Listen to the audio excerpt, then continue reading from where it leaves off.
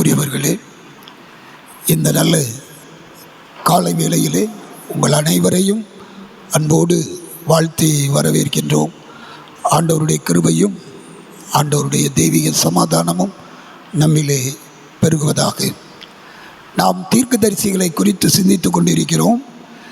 தீர்க்கதரிசிகள் கர்த்தருடைய வாய் என்று நாம் அறிந்து கொண்டோம். கர்த்தர் என்ன சொல்லுகிறாரோ அதை அவர்கள் சொல்லுவார்கள். அதை யாருக்கு சொல்ல வேண்டுமோ அவர்களிடத்தில் போய் தைரியமாக கடவுளின் வார்த்தையை சொல்லக்கூடியவர்கள், இதற்கும் அஞ்சாதவர்கள் என்பதை நாம் பார்த்து கொண்டிருக்கின்றோம். இந்த நாளிலே தீர்க்கதரிசியாகிய அகியாவை குறித்து நாம் பார்க்க போகின்றோம். இந்த காலை வேளையிலே 1 ராஜாக்கள் 11ஆம் அதிகாரம், 12ஆம் அதிகாரம், 13ஆம் அதிகாரம், 14ஆம் அதிகாரம், இந்த 4 அதிகாரங்களையும் நாம் சற்று எடுத்து வைத்து கொள்ளுவோம். இந்த 4 அதிகாரத்திலும் 4 தீர்க்கதரிசிகள் வருகிறார்கள். இந்த 4 அதிகாரத்திலும் 4 தீர்க்கதரிசிகள் வருகிறார்கள். அகியாம், அடுத்து சமயா, அடுத்து பெயர் சொல்லப்படாத ஒரு தீர்க்கதரிசி, அடுத்து வயதான ஒரு தீர்க்கதரிசி. 4 தீர்க்கதரிசிகளை குறித்து நாம் இன்றைக்கு அப்படியே தியானிக்கப் போகிறோம். ஆகவே முதலாவது அகியாவை குறித்து நாம் பார்க்கின்றோம். இந்த அகியா தீர்க்கதரிசி ஒரு முக்கியமான பணியை செய்வதை நாம் வேதத்தில் பார்க்கலாம். பாருங்கள், சிறப்பாக கொஞ்சம் உங்களுடைய சிந்தனையை நீங்கள் ராஜாக்களுக்கு கொண்டு போக வேண்டும். ராஜாக்களுடைய காலத்தை கொஞ்சம் நீங்கள் பார்க்கணும். சாலமோன் அரசன், அவன் கெட்டுப்போய் விட்டான். கர்த்தர் என்ன காரியங்களை சொன்னாரோ அந்த காரியங்களை எல்லாம் விட்டுவிட்டு அவன் கர்த்தருக்கு பிரியமில்லாத அந்நிய பெண்களோடு தன்னுடைய ஐக்கியத்தை வைத்து கொண்டு கர்த்தருடைய திட்டங்களையும் கர்த்தருடைய தீர்மானங்களையும் அவன் உடைத்து போட்டுவிட்டான். ஒருவேளை நாம் சாலமோனை குறித்து சொல்லும் பொழுது மிகவும் ஞானவான், மிகவும் ராஜ்யபாரத்தை சிறப்பாக செய்தவர் என்றெல்லாம் பார்ப்போம். ஆனால் வேத புத்தகம் அவனுடைய தோல்வியையும் இங்கே குறிப்பிட்டிருக்கிறது. இந்த சாலமோன் தன்னுடைய கடைசி நாட்களிலே தனக்கு இருந்த அந்நிய தேசத்து பெண்களினாலே தனக்கு அவன் மனைவியாக கொண்டபடியினாலே அவர்கள் சாலமோனுடைய இதயத்தை அவர்கள் வழி விலகி போக பண்ணினார்கள் என்பதை நாம் பார்க்கிறோம். நீங்கள் 11ஆம் அதிகாரத்தை வாசித்து பார்த்தீர்கள் என்று சொன்னால், நீங்கள் 4வது அதிகாரத்திலே படிக்கும் பொழுது சாலமோன் வயது சென்றபோது அவனுடைய மனைவிகள் அவன் இருதயத்தை அந்நிய தேவர்களை பின்பற்றும்படி சாய பண்ணினார்கள். கர்த்தருக்கு எது பிடிக்காதோ அந்த காரியங்களை இந்த அந்நிய பெண்கள் மூலமாக சாலமோன் செயல்பட ஆரம்பித்து விட்டார். கர்த்தர் மோசைக்கு கொடுத்த நியாயப்பிரமாணம், அந்த 10 கட்டளையில் சிறப்பான கட்டளை, முதல் 4 கட்டளைகளை படிக்கின்ற பொழுது, என்னையன்றி உனக்கு வேறே தேவர்கள் உண்டாயிருக்க வேண்டாம், வானத்திலும் பூமியிலும் உனக்கு சொரூபத்தை ஆகிலும் யாதொரு விக்கிரகத்தை ஆகிலும் உனக்கு என்ன செய்ய வேண்டாம், உண்டாக்க வேண்டாம், அவைகளை நமஸ்கரிக்கவும் சேவிக்கவும் வேண்டாம். இது மோசையின் மூலமாக கர்த்தர் இஸ்ரவேல் ஜனங்களுக்கு கொடுத்த ஒரு முக்கியமான கட்டளை, ஆண்டவருக்கு பிடிக்காத ஒரு கட்டளை. நீங்கள் உபாகமத்தின் புத்தகம் 7ஆம் அதிகாரத்தெல்லாம் வீட்டில் போய் வாசித்து பாருங்கள். அங்கே சொல்லப்பட்டிருக்கிறது, நீ அந்நிய தேசத்து பெண்களை உன் பிள்ளைகளுக்கு நீ மனம் முடித்து கொடுக்கக்கூடாது. ஏன்னா அவங்க வழி விலகி போவதற்கு அவருடைய மனைவிமார்கள் அந்நிய தெய்வங்களை வழிபடுவதற்கும் தீ கடப்பதற்கும் மற்றும் அங்கே விக்கிரகங்களுக்கு பலியிடுகின்றதை அவர்கள் பார்ப்பதற்கும் அவர்கள் வழிவிலகி போய்விடுவார்கள். ஆகவே நீ இதில் மிகவும் ஞானமாக இருக்க வேண்டும் என்பதை ஆண்டவர் மோசையின் மூலமாக தமது ஜனங்களுக்கு சொல்லியிருந்தார். கற்பனைகளிலும் ஆண்டவர் சொல்லியிருந்தார் மோசையின் மூலமாக. ஆனால் தாவீது, சவுல் 40 ஆண்டுகள், தாவீது 40 ஆண்டுகள், அடுத்து இந்த சாலமோன் 40 ஆண்டுகள், ஒட்டுமொத்த ராஜ்யம் எத்தனை கோத்திரம்? 12 கோத்திரம். இந்த 3 அரசர்களும் அங்கே ஐக்கிய ராஜ்யத்தை, அந்த 12 கோத்திரத்தையும் அவர்கள் வைத்து ஆள்கை செய்தார்கள். இப்பொழுது சாலமோன் கடவுளுடைய சத்தத்துக்கு கீழ்ப்படியாமல் கடவுளின் வழியை விட்டு விலகி அந்நிய தேவர்களை அவன் வழிபட்டபடியினாலே, அந்நிய தேவர்களுக்கு அவன் உடன்பட்டபடியினாலே கர்த்தர் சொல்லுகிறார் பாருங்கள், 4வது வசனத்தின் பின்பகுதியிலே, சாலமோனுடைய இருதயம் அவன் தகப்பனாகிய தாவீதின் இருதயத்தைப் போல தன் தேவனாகிய கர்த்தரோடே எப்படி இருக்கவில்லை? உத்தமமாய் இருக்கவில்லை. கர்த்தருக்கு ஒரு பெரிய மனவேதனை. இப்படி சாலமோனை நாம் ஆசீர்வதித்தோம், செல்வத்தை கொடுத்தோம், ஞானத்தை கொடுத்தோம், எல்லா தேசங்களிலும் இவனுடைய புகழ் பரவுவதற்கு ஏதுவான காரியத்தை கொடுத்தோம். ஆனால் என் கற்பனைகளை அவன் என்ன செய்யவில்லை? கை கொள்ளவில்லை, உத்தமமாக இருக்கவில்லை. இப்போ இந்த சாலமோனுடைய நாட்களிலே, கடைசி காலங்களிலே கர்த்தர் இந்த அகியாவை அழைக்கிறார். பாருங்கள், வேதவசனத்திலே நாம் படிக்கின்ற பொழுது 29வது வசனத்திலே அங்கே சொல்லப்பட்டிருக்கிறது, யெரொபெயாம் எருசலேமிலிருந்து வெளியே போகிற போது சீலோனாகிய அகியா என்னும் தீர்க்கதரிசி ஒரு புது சால்வையை தரித்து கொண்டிருந்தான். இந்த நீங்கள் இதில் 2 காரியம் கவனிக்கணும். 2 பேரும் ஒன்போல இருக்கும். யெரொபெயாம், ரெகோபெயாம். ரெகோபெயாம் யாரு? என்னவா? சாலமோனுடைய மகன் ரெகோபெயாம். இந்த யெரொபெயாம் சாலமோனுடைய வீட்டிலே பணி செய்தவன், சாலமோனுக்கு உதவியாக இருந்தவன். பாருங்கள், அங்கே சொல்லப்பட்டிருக்கிறது 26வது வசனத்திலே, சாலமோனின் ஊழியக்காரனும் இந்த யெரொபெயாம் அவருக்கு விரோதமாக என்ன செய்தான்? கையெடுத்தான். இப்போ இந்த அகியாவை இந்த யெரொபெயாம் சந்திக்கிறான். சந்திக்கின்ற பொழுது இந்த அகியா அழகான ஒரு புது சால்வையை போத்திக்கிட்டு இருக்கிறாரு. அவரை பார்த்த உடனே வயல்வெளியிலே 2 பேர் தனித்து இருக்கிறாங்க. அங்கே பார்க்குற அந்த சந்திப்பிலே யெரொபெயாமின் இடத்துல 12 துண்டா கிழிச்சு 10 உனக்கு எடுத்துக்கோ, மீதி அங்கே 2 கோத்திரம், அது பென்யமீன், அடுத்து யூதா கோத்திரம். ஆகவே தாவீதுக்கு நான் ஒரு வாக்கு கொடுத்து விட்டேன். ஆண்டவர் சொன்னார், தாவீதுக்கு என்ன வாக்கு கொடுத்தார்? உன் வீட்டின் விளக்கு ஒருபோதும் என்ன செய்யாது? அணையாது. உனக்கு நிலையான ராஜ்யத்தை கொடுப்பேன். அதை ஆண்டவர் சொல்லுவார், மிகவும் நேர்த்தியாய் அழகாக சொல்லுவார். யார்கிட்டனா இந்த யெரொபெயாம்கிட்ட. இந்த யெரொபெயாம்கிட்ட ஆண்டவர் அகியாவின் மூலமாக மிகவும் தெளிவாக சொல்லுவார். சொல்லுகின்ற பொழுது 34வது வசனத்தை பாருங்கள், ராஜபாரம் முழுவதையும் நான் அவன் கையிலிருந்து எடுத்து போடுவதில்லை. யார் கையிலிருந்து? யாருடைய குடும்பத்தில் இருந்து? தாவீதினுடைய குடும்பத்திலிருந்து எடுத்து போடுவதில்லை. நான் தெரிந்து கொண்டவனும் என் கற்பனைகளையும் என் கட்டளைகளையும் கை கொண்டவனுமான என் தாசனாய தாவீது நிமித்தம் அவன் உயிரோடு இருக்கும் நாளெல்லாம் அவனை அதிபதியாக வைத்தேன். ஆனாலும் ராஜபாரத்தை அவன் குமாரன் கையிலிருந்து எடுத்து அதிலே 10 கோத்திரங்களை உனக்கு என்ன செய்வேன்? தருவேன். அடுத்து முக்கியமான வசனம் 36வது வசனம், என் நாமம் விளங்கும்படிக்கு நான் தெரிந்து கொண்ட நகரமாகிய எருசலேமிலே என் சமூகத்தில் என் தாசனாகிய தாவீதுக்கு என்னாலும் என்ன இருக்கும்?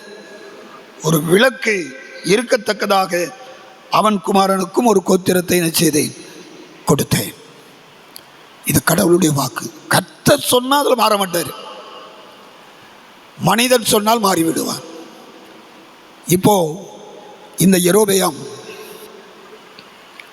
இஸ்ரவேல் ஜனங்கள் 10 கோத்திரங்களை ஆளுகை செய்வதற்கு வாய்ப்பு வருகிறது. சாலமோனுக்கு இது தெரிகிறது.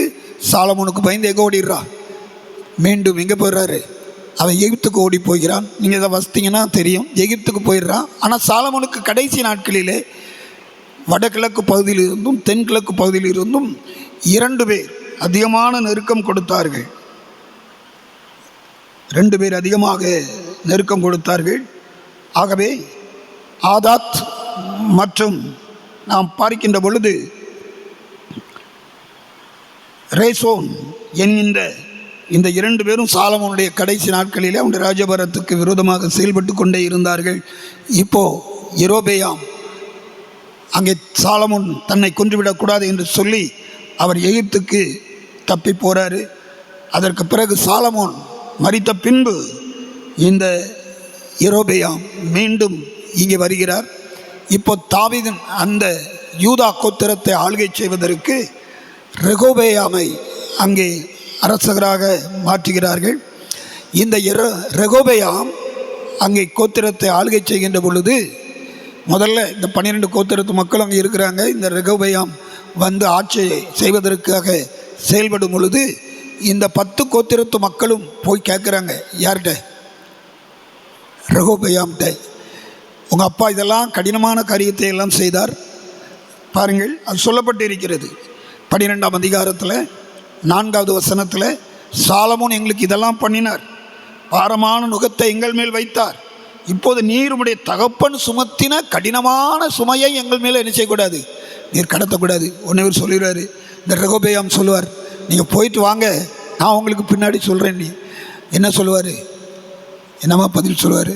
அதே 12வது அதிகாரத்திலே 11வது வசனத்திலே முதியோர் சொல்லை இந்த ரெகோபெயாம் கேட்காமல் தன்னிடத்தில் இருந்த வாலிபர்கள் சொன்ன காரியத்தை கேட்டு ஒரு காரியம் சொல்லுவார். 11ஆம் அதிகாரத்தில், என் தகப்பன் பாரமான நுகத்தை உங்கள் மேல் வைத்தால் நான் உங்கள் நுகத்தை என்ன செய்வேன், இன்னும் அதிகமாக வச்சுருவேன். எங்கள் அப்பா 100 கிலோ சுமக்க சொன்னார்னா நான் 200 கிலோ உங்களை சுமக்க வைப்பேன். அடுத்து சொல்கிறாரு பாருங்கள், அவர் உங்களை சவுக்கினால் தண்டித்தார், நான் உங்களை தேள்களினால் தண்டிப்பேன் என்று அங்கே சொல்லுகிறான்.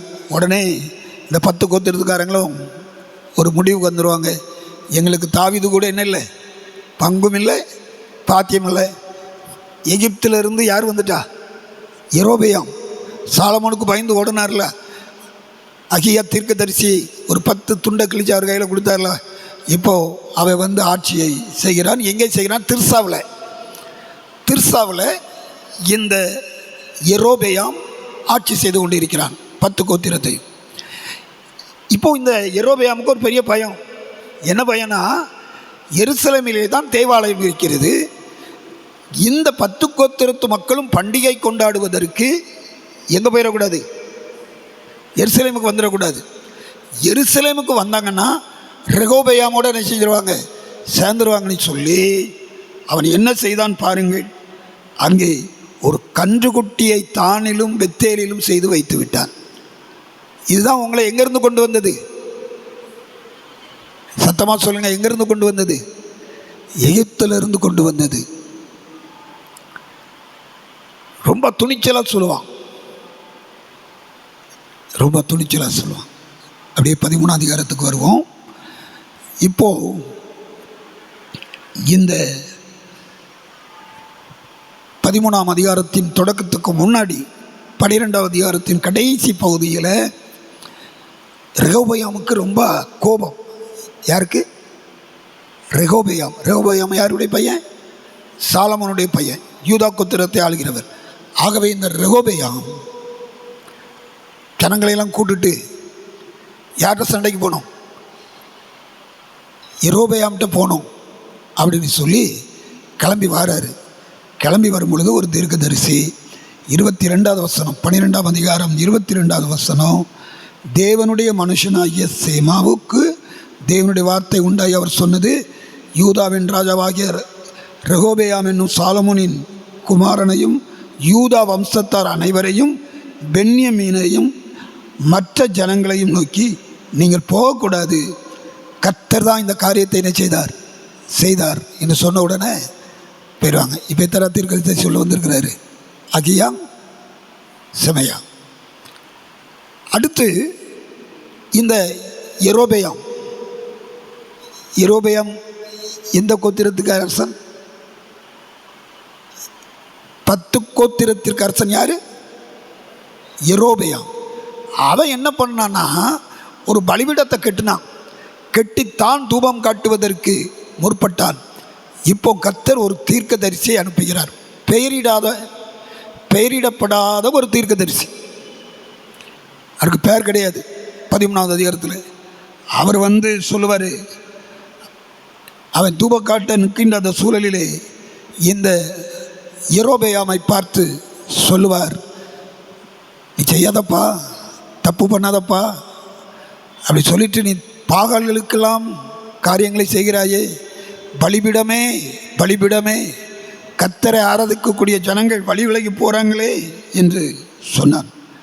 சொன்ன பொழுது அவன் அங்கே செயல்படுகின்ற பொழுது இங்கே அந்த தீர்க்கதரிசி, பெயர் சொல்லப்படாத தீர்க்கதரிசி சொல்லுகின்ற காரியத்தை பாருங்கள். 2வது வசனத்தில் சொல்லப்பட்டிருக்கிறது, உன்னுடைய காலங்கள், உன்னுடைய காரியங்கள் எல்லாம் இப்படி போகும். இந்த பலிபீடத்திலே பாருங்கள், எலும்புகளும் உண்மையில் சுட்டெரிக்கப்படும் என்று அங்கே சொன்னான். இது நடவேறிச்ச யாருடைய காலத்தில்? யோசியாவின் காலத்தில். நீங்கள் 2 ராஜாக்கள் 23ஆம் அதிகாரத்தில் படித்தீங்கன்னா இந்த சம்பவம் என்ன செய்து இருக்குது.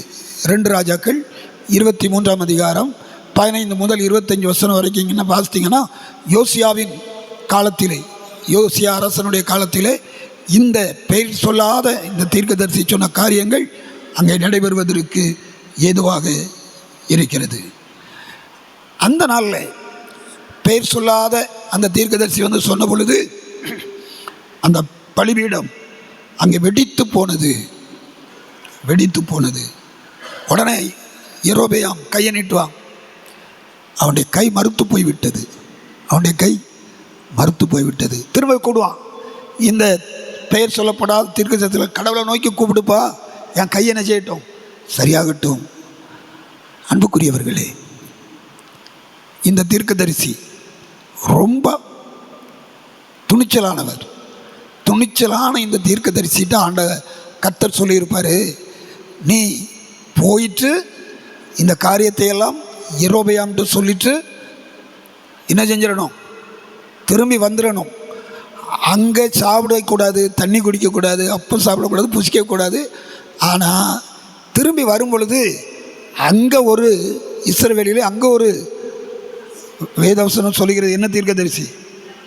11வது வசனம், 13வது அதிகாரத்தில் 11வது வசனம் என்ன சொல்லப்பட்டிருக்குது? கிழவனான ஒரு தீர்க்கதரிசி. இந்த ஆள் தவறான ஒரு காரியத்தை செய்கிறான். என்ன காரியத்தை செய்கிறான்?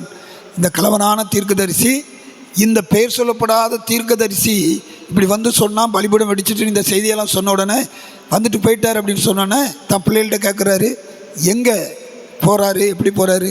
உடனே பின்தொடர்ந்து போகிறாரு இந்த வயதான தீர்க்கதரிசி பின்தொடர்ந்து போய் ஒரு பெரிய பொய்யை சொல்கிறாரு. என்ன பொய் சொல்கிறாரு? ஏமா சொல்லுங்க. என் வீட்டுக்கு வரோம், நல்லா சாப்பிட்டுட்டு என்ன செய்யலாம், ரெஸ்ட் எடுத்துகிட்டு போகலாம். யார் சொன்னா? கர்த்தர் சொன்னார். நல்லா கவனிக்கணும். கர்த்தர் சொன்னார்னு சொல்லி நிறைய பேர் நுழைஞ்சு வருவாங்க வீடுகளுக்குள்ளே. உங்கள்கிட்ட தான் கர்த்தர் பேச சொன்னார். ஆனால் கர்த்தர் உங்கள்கிட்ட ஏற்கனவே சொல்லியிருப்பார். ரொம்ப புரிஞ்சு இந்த தீர்க்கதரிசி என்ன பண்ணியிருக்கணும்? பெயர் இல்லாத இந்த தீர்க்கதரிசி, பெயரிடப்படாத யெரொபெயாமை பார்த்து தீர்க்கதரிசனம் சொல்ல அந்த தீர்க்கதரிசி என்ன செஞ்சுருக்கணும்? என்னம்மா?